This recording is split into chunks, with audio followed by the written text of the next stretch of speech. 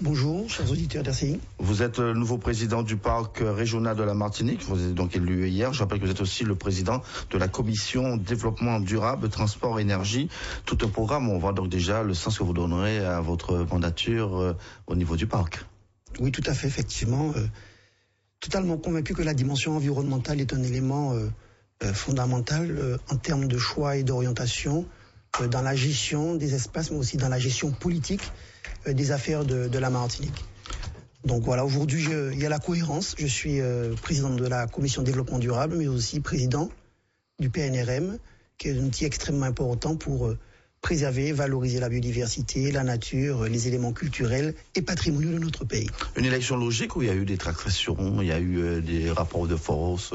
Non, très simplement, vous savez, le parc aujourd'hui, c'est 34 communes, donc toutes les communes de la Martinique, les 3 communautés, les 2 collectivités que sont le conseil général, le conseil régional, donc à collège sur lequel on peut parler, hein, mais toutes les instances de collectivités de la Martinique sont présentes et elles ont fait un choix largement exprimé, puisque je crois que j'ai recueilli près de 164 voix. Et l'autre candidat en a recueilli 63. Donc bon, c'est une élection qui a marqué vraiment la volonté de la majorité des représentants du parc de voir un certain nombre de choses se réaliser, de voir la cohérence aussi entre la gestion du parc et la gestion des affaires de la région Martinique.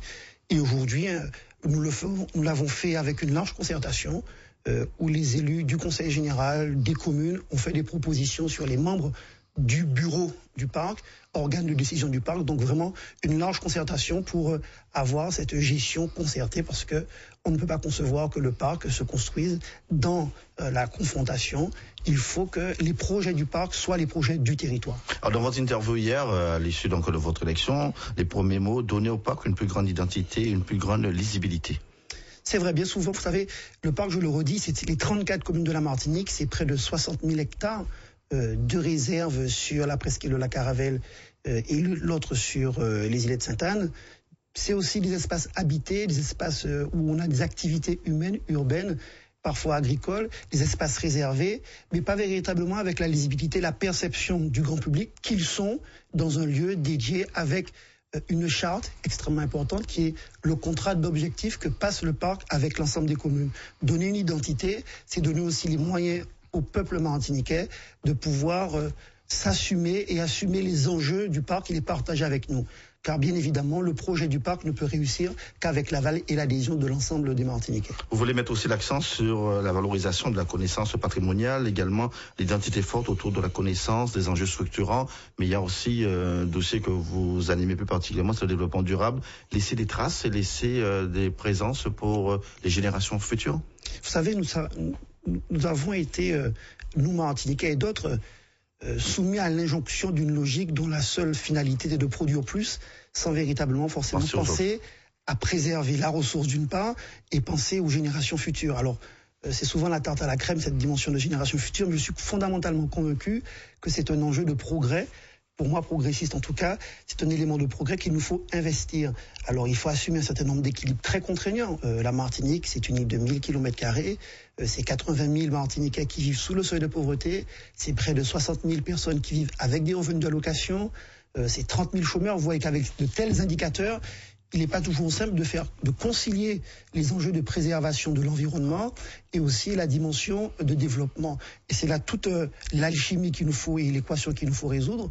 Parce que porter des contraintes sur l'environnement, ce n'est pas qu'un élément de contrainte, c'est aussi de se doter de moyens exceptionnels, d'investir des leviers sur lesquels on ne s'est pas engagé. La Martinique fait partie des 34 hotspots du monde, c'est-à-dire les 34 sites les plus riches du point de vue de sa biodiversité. Reconnu. Il faut que l'on se réapproprie les éléments de connaissance pour protéger cette biodiversité et pour demain la valoriser. Il y a des expériences qui ont été faites, notamment avec le réseau Tramil, où à l'échelle de la Caraïbe, des hommes et des femmes ont exploré les savoir-faire médicaux contenus dans les plantes, mais de manière scientifique pour leur donner une validité et de même les permettre de les exploiter. Donc c'est dire qu'il y a là de vrais chantiers à investir autour de la connaissance, parce que sans la connaissance, on n'est pas en mesure ni de préserver ni de valoriser. Alors ce développement durable, il passera inévitablement par l'élaboration d'une charte. Il passera fondamentalement par l'élaboration d'une charte, parce que la charte, c'est le contrat d'objectifs que passe le parc avec l'ensemble des communes. Il faut bien comprendre que le territoire du parc n'est pas la propriété du parc. C'est des espaces qui appartiennent au public, au privé. Que vous gérez. Que nous gérons pas véritablement. Nous contractualisons avec les communes pour que ces espaces soient gérés de telle ou telle manière. Donc, autour de questions qui sont essentielles, la valorisation, la préservation des espaces protégés, mais aussi la dimension patrimoniale. Souvent, on oublie que le parc, c'est aussi un patrimoine. Exemple, le château du Buc, les savoir-faire, patrimoniaux. Vous savez, on parle de patrimoine, il y a le patrimoine matériel, le patrimoine immatériel. C'est donc une gestion complète de ces espaces, mais dans la concertation.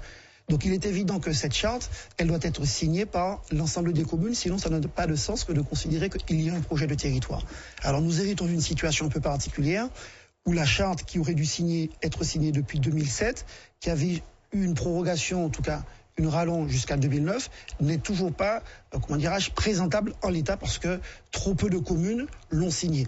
Donc j'ai pris l'engagement dès hier de faire un marathon des communes, des conseils municipaux, pour expliquer la démarche de la charte, tenir compte aussi des remarques qu'ils nous ont faites, parce que souvent, cette charte est vécue comme une sorte d'autorité qui viendrait déroger aux prérogatives de maire, mais faire l'explication qu'avec ces outils au service de l'environnement, au service de la cohérence pour faire coïncider les enjeux locaux, mais aussi faire coïncider les enjeux globaux, il y a de l'intérêt pour la commune, il y a de l'intérêt pour le pays, il y a de l'intérêt pour l'environnement et l'avenir. Donc c'est de la concertation pour les 34 communes et les 3 communautés d'agglomération. Alors c'est votre premier dossier. Le deuxième, c'est le contrat du directeur qui est arrivé à échéance depuis mars 2010. Tout à fait. Donc depuis janvier 2010, le parc, c'est pas depuis mars, depuis janvier 2010, il n'y a pas de directeur. Il y a un directeur qui officie par intérim. Donc nous aurons pour une structure besoin d'un DGS. Je prendrai la charge et je ferai ce qu'il faut pour régler cette question le plus rapidement possible, bien évidemment. Pour l'intérêt du parc et pour l'intérêt de sa gestion. Alors le parc est soumis à de l'évolution, mais il est soumis à de l'évolution si aussi les Martiniquais restent des acteurs du développement. Comment concilier tout cela avec eux? Vous savez, la notion de démocratie participative, il ne faut pas la galvauder. De même que nous avons des enjeux de partage à organiser avec les communes, vous comprenez bien que sur les enjeux de développement durable, il est fondamental de passer cela au tamis de la démocratie pour donner force et légitimité au projet. Je crois que le citoyen martiniquais est au cœur de ces problématiques-là parce que c'est lui aussi qui arbitre ses choix au quotidien.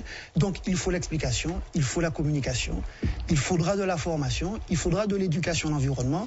Nous allons investir ces aspects-là et je crois que les scolaires sont le public dédié à ces questions pour préparer les bons usages, les bonnes pratiques et faire en sorte que notre Martinique puisse sortir enrichie de son potentiel environnemental, de son potentiel culturel.